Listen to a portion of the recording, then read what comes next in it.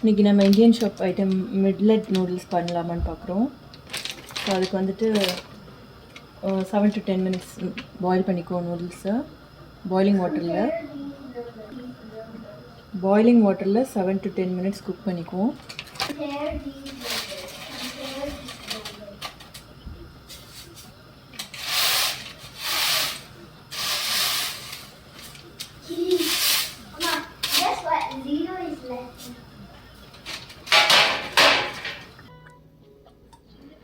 Almost cook ஆயாச்சு 7-10 minutesல.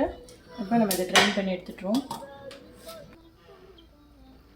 எண்ணெய் காய வச்சுட்டு நம்ம ஃப்ளாக் கலரில் கட் பண்ணி வச்சுருக்க கேரட்டு, கேபேஜ், பீன்ஸு, பச்சை மிளகா, கருவேப்பிலை, வெங்காயம், கடுகு, மிளகு, ஜீரகம் எல்லாத்தையும் சேர்த்து போட்டு பண்ணுவோம்.